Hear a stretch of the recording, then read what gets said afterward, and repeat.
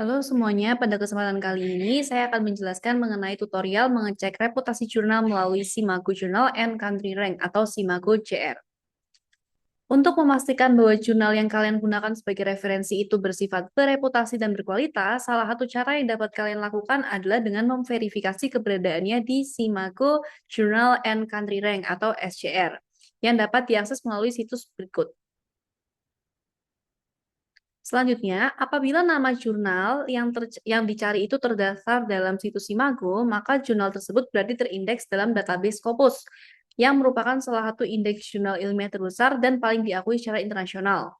Jurnal-jurnal yang terindeks di Scopus umumnya telah melalui proses peninjauan ketat sehingga kualitas ilmiahnya lebih dapat dipertanggungjawabkan. Nah, sebaliknya, jika jurnal tidak ditemukan di situs Simago, maka besar kemungkinan jurnal tersebut tidak terindeks Scopus, sehingga perlu ditinjau lebih lanjut sebelum digunakan sebagai referensi utama. Lalu berikut ini merupakan langkah-langkah untuk mengecek jurnal di Simago Journal and Country Rank. Pertama, kita bisa buka linknya yang sudah tersedia di sini.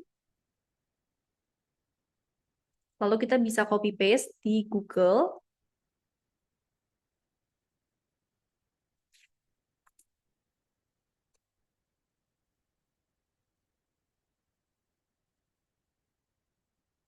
Nah, lalu berikut adalah tampilan pada saat kalian mengunjungi situsnya. Nah, ini adalah tampilan utama. Selanjutnya, kita bisa menggunakan kolom pencarian dengan mengetik nama jurnal, bukan judul artikel, pada kolom pencarian di bagian atas halaman. Nah, jurnal itu bisa dicari berdasarkan judul jurnal, ISSN, atau penerbit. Nah, di sini kita akan ambil contoh, kita akan mencoba mengetik jurnal Indonesian Journal of Science and Technology. Nah, kalau udah kita bisa search, nah di sini nanti akan muncul beberapa nama jurnal. Nah, carilah yang sesuai sesuai yang kita cari. Nah, di sini kita mau mencari Indonesian Journal of Science and Technology. Bisa diklik. Kalau udah, nanti akan terlihat di sini data-data yang tersedia. Yang pertama kita akan melihat SJR score-nya. Nah, di sini SJR score-nya itu 0,846. Jadi, SJR score itu skor pengaruh dan prestis sebuah jurnal ilmiah, terutama yang terindeks di Scopus. SJR score ini tidak hanya menghitung jumlah citasi, namun juga mempertimbangkan kualitas dan juga reputasi jurnal yang melawan citasi. Dengan kata lain, SJR score ini menilai seberapa bernilai citasi yang diterima oleh suatu jurnal. Jurnal dengan SJR score di atas 1 dianggap memiliki potensi kutipan di atas rata-rata. Begitu pula sebaliknya. Nah, karena di sini SJR score-nya itu di bawah 1, maka dapat dikatakan bahwa potensi kutipan ini di bawah rata-rata.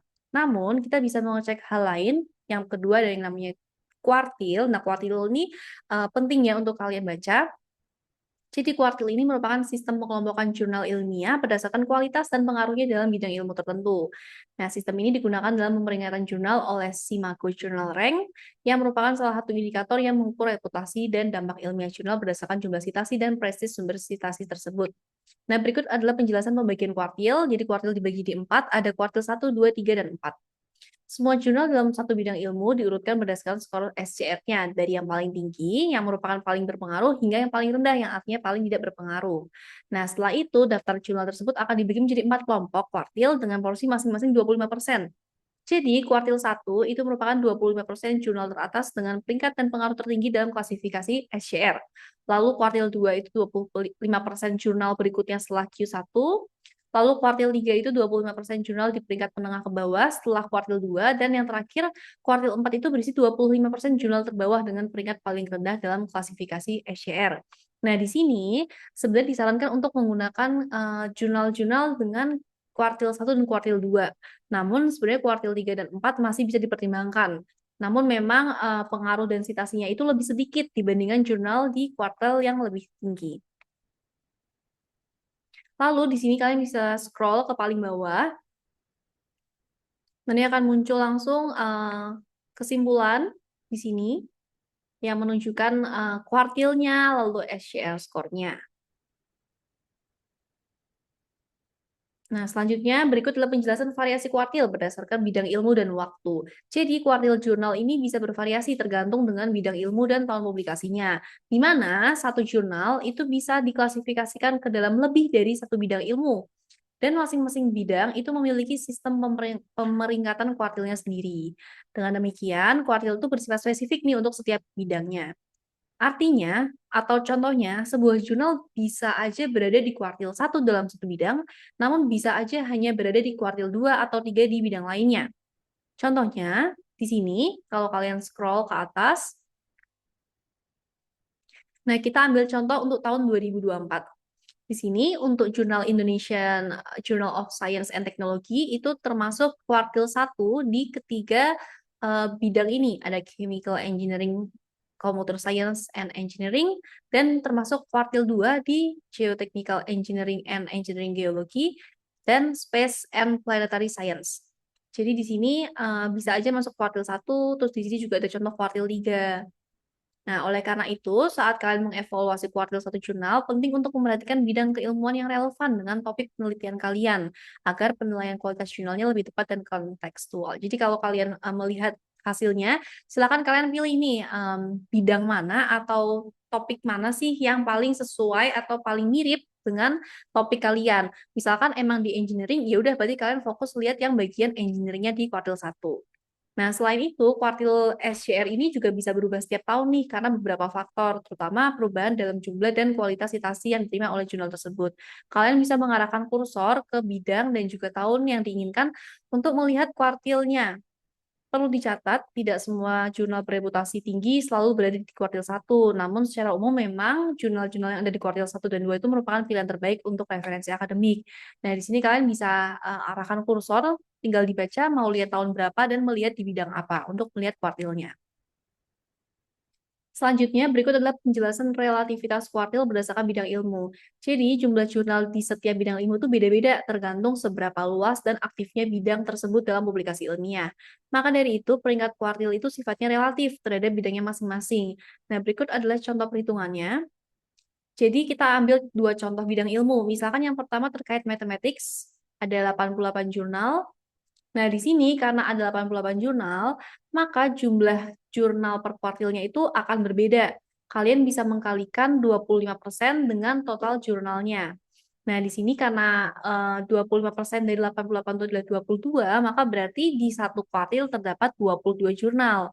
Nah, berarti untuk kuartil pertama itu dimulai dari peringkat 1 sampai 22, lalu peringkat ke kuartil kedua dimulai dari 23 sampai 44, seterusnya hingga kuartil 4. Lalu, misalkan yang kedua terkait economics, econometrics, and finance, totalnya ada 332 jurnal. Nah, maka per kuartilnya itu kalian bisa melihat hasilnya dengan cara mengkalikan 25% dengan total jurnal. 25% dari 332 itu ada 83, maka berarti per kuartil itu terdiri dari 83 jurnal. Dimulai dari kuartil 1, berarti mulai dari peringkat 1 sampai 83, kuartil 2 itu peringkat 84, dan seterusnya. Nah, bagaimana sih cara kalian bisa tahu berapa total jurnal di masing-masing bidang ilmu ini? Nah, di sini caranya kalian bisa ke bagian atas, lalu kalian bisa klik yang journal rankings. Kalau udah, kalian di sini ada namanya filtering. Silahkan kalian filter untuk memilih bidang ilmunya. Misalkan di sini subjek areanya ingin memilih tentang engineering, misalkan. Lalu untuk subjek kategorinya, di sini mau memilih engineering miscellaneous. Nah, kalau sudah, di sini nanti dia akan langsung otomatis memfilter jurnal-jurnal yang memang sesuai dengan subjek area dan juga subjek kategorinya. Nah, lalu untuk mengetahui berapa sih total jurnal yang terdapat di bidang ini, kalian bisa cek di bagian atas ataupun bawah. Nah, yang pertama kalian bisa cek di bagian atas tabel. Di sini ada 1 sampai 20 of 596, itu artinya berarti ada total 596 jurnal. Atau bisa cek di paling bawah, di sini juga ada 1 sampai 20 of 596. Berarti artinya di sini terdapat total 596 jurnal. Lalu kita bisa balik lagi ke bagian penjelasan terkait jurnalnya. Kita bisa balik ke yang home. Kita ketik ulang.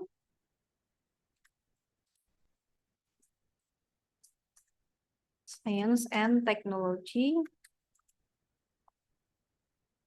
Nah, selanjutnya ada juga yang namanya H-Index. Nah, H-Index ini menunjukkan produktivitas dan dampak kutipan dari publikasi ilmiah seorang peneliti atau jurnal. Nah, kita bisa search, lihat di bagian ini, H-indeksnya. Nah, H-indeks ini merupakan jumlah artikel atau yang dilambangkan dengan H yang telah dikutip setidaknya H kali. Jadi, apabila seorang peneliti sudah memiliki H-index sebesar 31, itu berarti terdapat 31 artikel yang masing-masing dikutip minimal 31 kali. Yang terakhir, pastikan untuk memverifikasi tahun terakhir, pastikan bahwa informasi kuartil atau jumlah dokumen masih mencakup tahun terbaru. Jadi kalian bisa lihat di sini ada coverage 2016 sampai 2025, artinya berarti sampai 2025 sampai saat ini itu jurnal ini masih dianggap bereputasi di Simago. Nah, terus ada catatan penting, hati-hati dalam membedakan nama jurnal dengan judul artikel, karena pencariannya hanya efektif kalau kalian memasukkan nama jurnal. Contohnya, misalkan di sini ada sebuah paper ya. Nah, judul artikel itu adalah yang bagian bawah, sedangkan nama jurnalnya itu yang bagian atas, yang International Journal of Human Computer Interaction. Jadi, nanti yang kalian masukkan ke dalam entry journal title-nya itu adalah yang bagian atas. Jangan sampai kalian masukin yang judul artikelnya. Lalu tambahan, apabila kalian search jurnal, tapi dia sudah tidak terindeks di Simago, itu artinya berarti jurnal tersebut sudah dinonaktifkan atau sudah dicabut dari Simago. Nah, disarankan untuk tetap mencari jurnal-jurnal yang memang masih ini ya, masih terindeks di Simago sampai tahun kalian mencari paper tersebut. Sekian penjelasan tentang Simago.